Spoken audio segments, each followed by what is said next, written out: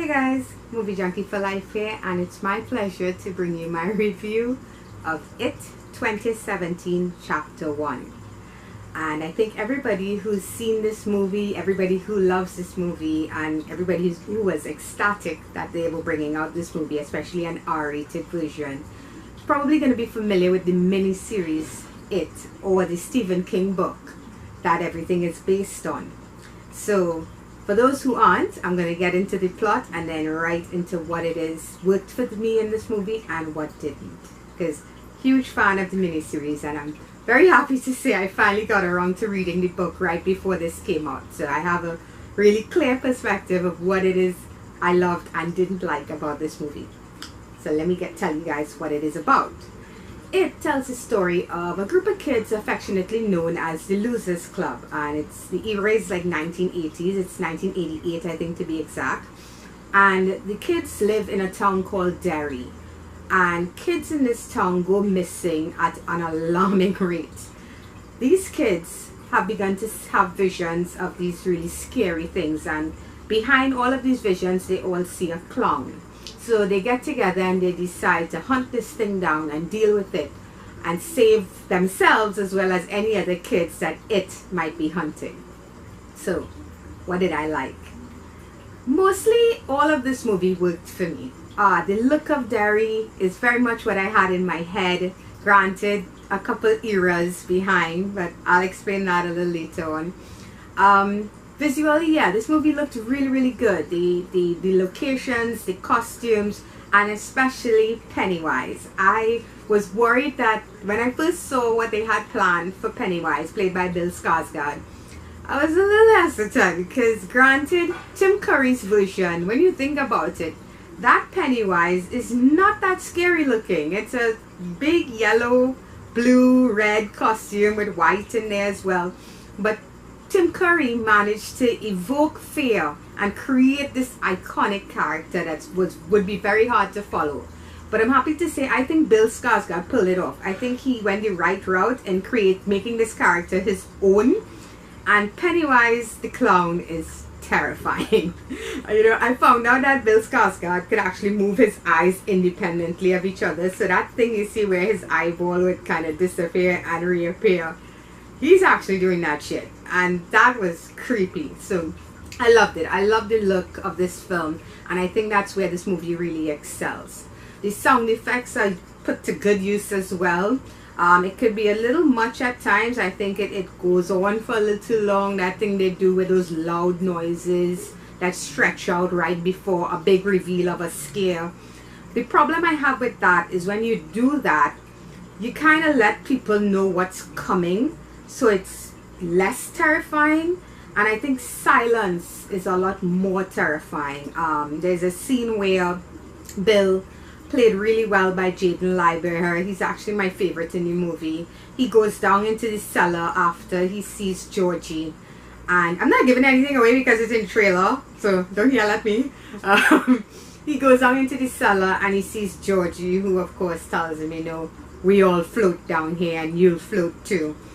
That is very well done because there's not a lot of loud noises and stuff. It's all about atmosphere, and it's one of the scariest sequences in the movie.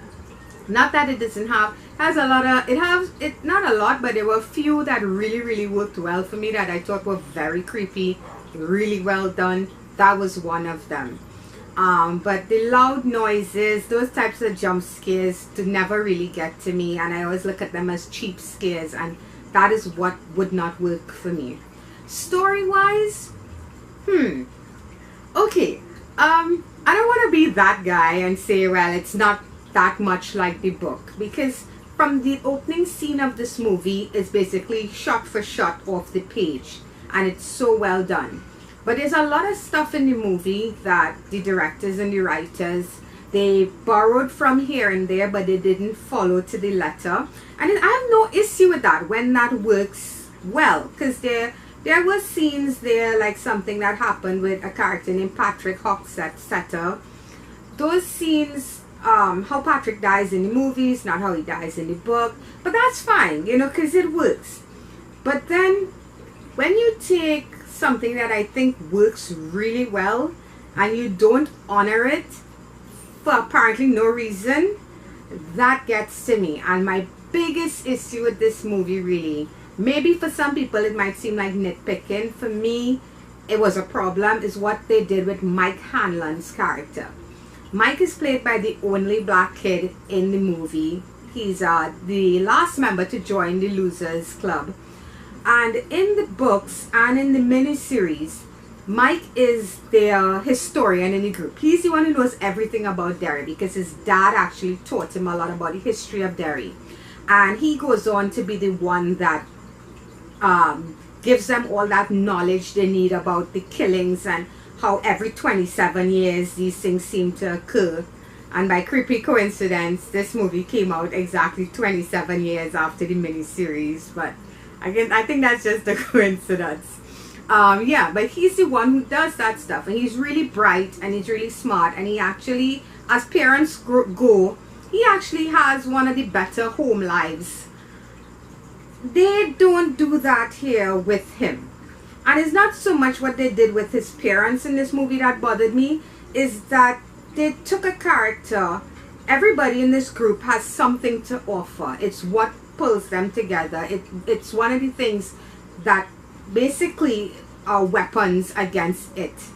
To take away that from Mike and turn him into just this kid who does a certain something that's very, I don't know, I don't want to go into it for those who haven't seen it, but let's just say they strip away his intelligence, so to speak.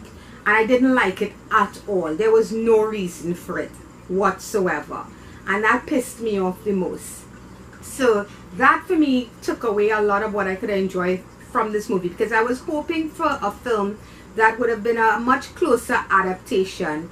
And after reading the book, it's funny, as cheesy as the 1990 something version of it is, that miniseries actually followed the books a lot closer than this movie does. So overall, I enjoyed it a lot, and I can see why audiences are going crazy for this movie. For people who've never experienced a miniseries, and I think that's going to be a lot of people, for people who haven't read the books, this is something they haven't seen before, and it's a horror movie with kids that's rated R. It's very brutal at times, has some really well shot scares, and the pacing is actually something that I didn't have an issue with as well. The movie's like 2 hours plus long, and that worked for me because it's a big ass book. But I just felt like for those who are fans of the core material, maybe it's just me, but I came away disappointed. I just felt like there's so much good material to work from with this book that to leave certain elements out for no apparent reason or underdevelop certain elements, I just felt like it was a cop-out. Another one of those elements for me was the bullies. I felt like the bullies were just very one-dimensional characters, while the bullies in the book are freaking terrifying. These are not normal kids. These are budding serial killers, a couple of them at least.